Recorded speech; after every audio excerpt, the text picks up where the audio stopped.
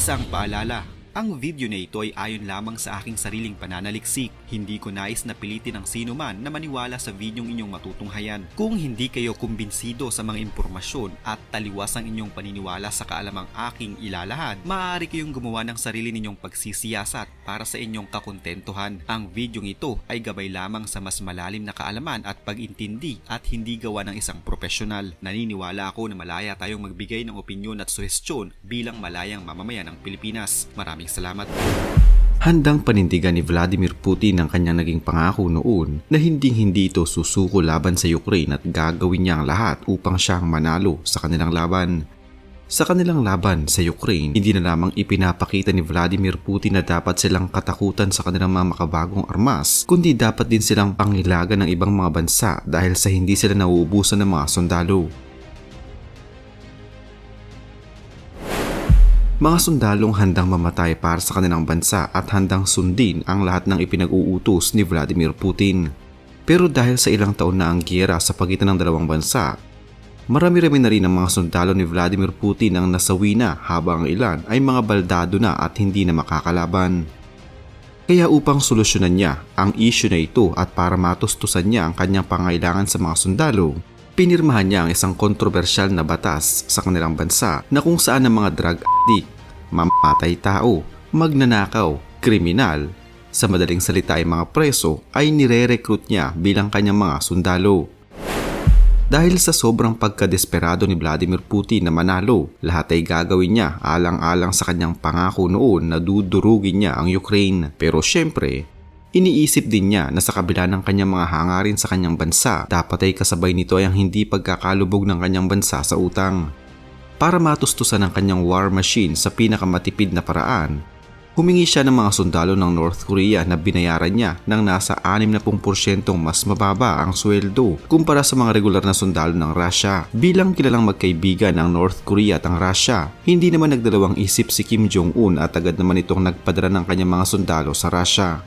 Kung ang mga sundalo ng Russia ay sumusweldo ng nasa 20,000 kada buwan, sa bawat 10,000 sundalo ng North Korea ay magbibigay lamang siya ng nasa 200,000 dolyar at wala na siyang pakialam kung mamatay man ang mga ito. Kumbaga ay mayroong 20,000 dolyar ang bawat isang sundalo ng North Korea na nasa Russia ngayon at bahala na sila kung hanggang kailan sila tatagal sa giyera. Pero bukod sa pagkuha nito ng mga sundalo sa North Korea, isa pa sa naging paraan ni Vladimir Putin upang makatipid at matustusan nito ang pangangailangan niya ng mas marami pang sundalo. Nilagdaan niya ang isang kontrobersyal na batas sa kanilang bansa na kung saan kukunin niya na din bilang mga sundalo ang mga preso at kriminal sa kanyang bansa.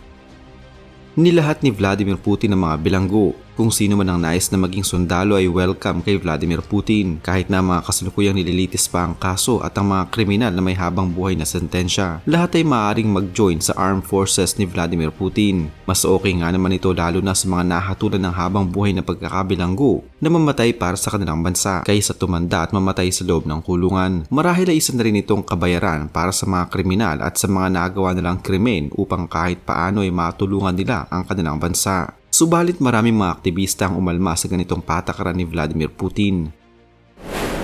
Ang unit ng mga bilanggo na ito ay pinangalanan pang Storm Z. Ang Z ay isa sa mga simbolo ni Vladimir Putin sa kanyang tinatawag na Special Military Operation laban sa Ukraine. Ang Z din ay unang letra ng ZEK o bilanggo sa Tagalog. Isa sa mga opisyal ng Russia noon ang binisita isa-isa ang mga kulungan ng kanilang bansa upang sabihan ng mga kriminal na maaari silang makauwi ng malaya sa kanilang mga bahay at mawawala din ang kanilang kaso matapos lamang ang 6 na buwan nilang pakikidigma sa puwersa ng Ukraine. Yun ay kung mabuhay pa sila. Isa sa miyembro ng Storm Z ang in-interview at sinabi nito na pinangakuan sila ng kanilang Defense Ministry na ang bawat bilanggo na sasali sa giyera ay makakatanggap ng sweldo na nagkakahalaga ng 2,000 dolyar kada buwan, 31,000 dolyar kung sila ay masugatan habang bibigyan naman nila ang kanilang pamilya ng nasa 52,000 dolyar kung sakaling sila ay mamatay sa gitna ng digmaan.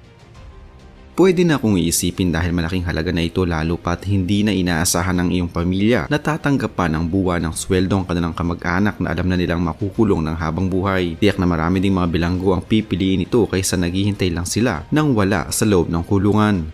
Biruin mong nasa mahigit kumulang 100,000 piso kada buwan. Saan mo hahanapin ang ganitong kalaking halaga sa loob ng kulungan?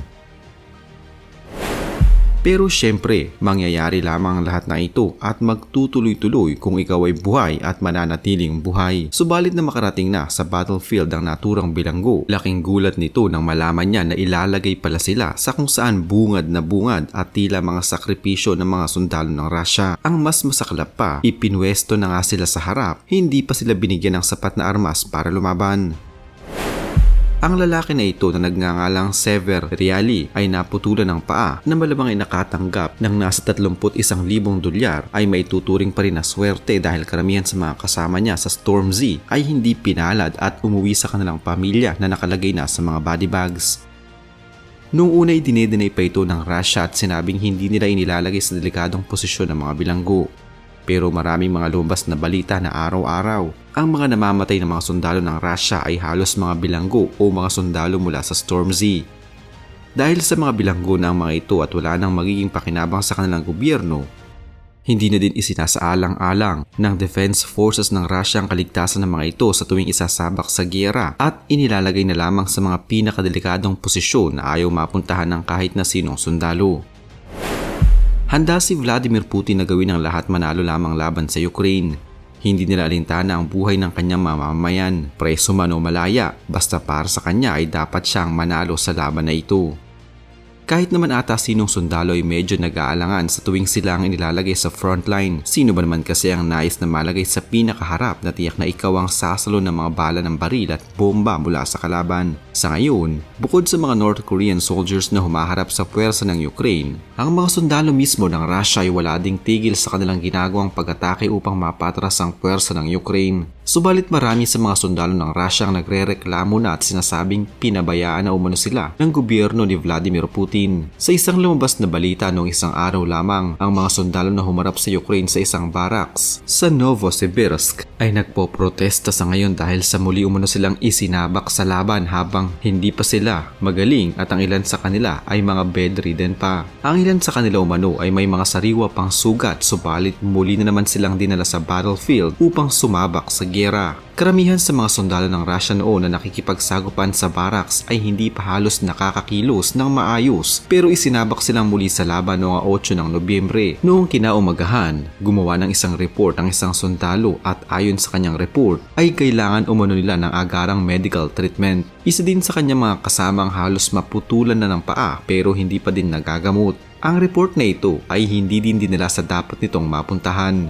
At ang mas malala pa, ang sundalo na gumawa ng report ay bigla na lamang tinanggal sa serbisyo. At ayon pa sa isa sa kanilang mga commanders, ipinadala mo na sila sa lugar upang lumaban. Kahit na sila ay pilay, bulag, nakaratay at bedridden ay wala umano silang pakialam dahil andun sila para lumaban hanggang mamatay. Paulit-ulit na gumagawa ng report ang mga sundalo ng Russia tungkol sa kanilang kalagayan subalit paulit-ulit din itong isinasantabi hanggang sa makasanayan na lamang ng puwersa ng Russia na magsabak ng mga sundalo sa laban kahit pa ang mga ito ay bedridden at nangangailangan ng medical attention. Ganito kadesperado si Vladimir Putin na manalo sa laban at matalo ang puwersa ng Ukraine bago sumapit ang 20 ng Enero sa susunod na taon. Dahil dito, sumuko na lamang ang marami sa mga sundalo ni Vladimir Putin. Hindi na din sila nagsagawa ng mga trainings para sa mga bagong recruit na mga sundalo. Ipinapadala nila ang mga bagong pasok na sundalo at isinasabak na sa laban nang wala pa sa isang linggo ang kanilang training. Ilan sa mga bagong sundalo na ito ay siguradong hindi man lamang marunong magkarga ng bala sa kanilang rifle sa oras na maubusan na sila ng bala. Napabalita din noon na kung sino-sino na lamang pala ang mga kinukuhang sundalo ng Russia. Mula sa mga tambay, walang mga trabaho, mga dating adik, mga dating nakakulong, mga taga-bukid at kung sino-sino pa ay nire-recruit nila matalo lamang ang Ukraine. Totoo nga talaga na gagawin lahat ni Vladimir Putin dahil sa kanyang pagkadesperado para lamang mapagtagumpayan niya ang kanyang misyon. Kahit pa buhay na ang nakataya ay magpapatuloy pa rin siya sa kanyang pangako na misyon. Pero kahit naman ata sino ay hindi tatagal kung hindi na tao ang trato sa iyo ng sino man. Umaayaw na ang mga sundalo ng Russia dahil alam nilang mga tao lamang sila na dapat ay nagpapahinga at dapat nagamutin kung kinakailangan. Hindi din sila nakakatagal makasama ang mga sundalong basta na lamang pinulot sa kung saang daan at binigyan ng baril tsaka na sinabak sa laban. Wala din silang ipinagkaiba sa mga sundalo ng North Korea na hindi man lamang nakaranas ng maayos na training ay agad na ding isinabak sa giyera. Sa ngayon ay ibinabato pa ang mga ito sa front lines at ginagawang tila mga panangga ng ibang mga sundalo ng Russia.